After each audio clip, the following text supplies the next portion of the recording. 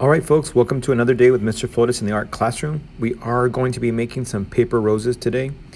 With these paper roses, some people call them quilling. Quilling is just the art of paper scrolling and making them very small, gluing it together and making a really cool design, as you can see here in these pictures.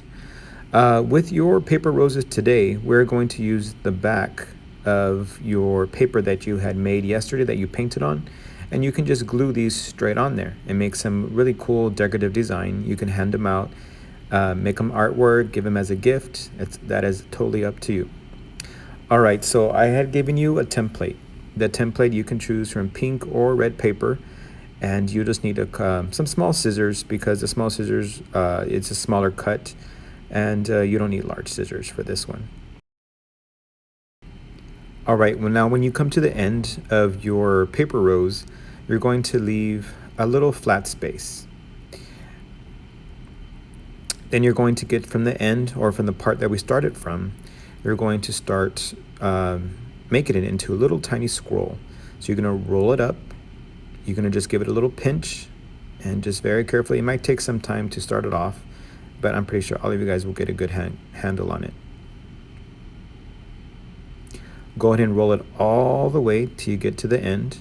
But when you get to the end, I'm going to show you one thing.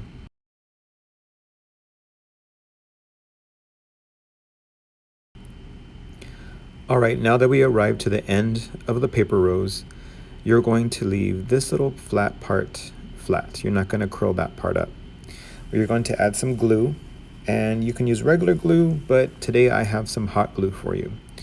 You're going to just put a small dab of hot glue so it can lay flat, and go ahead and unravel it just a bit so you can get the shape that you like. Just put a little small spot of hot glue to keep it from unraveling.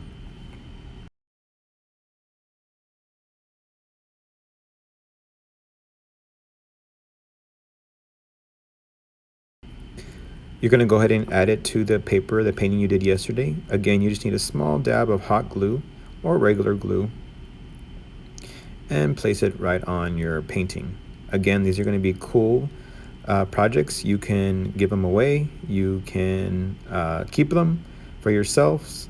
And I can't wait to see how all of yours come out.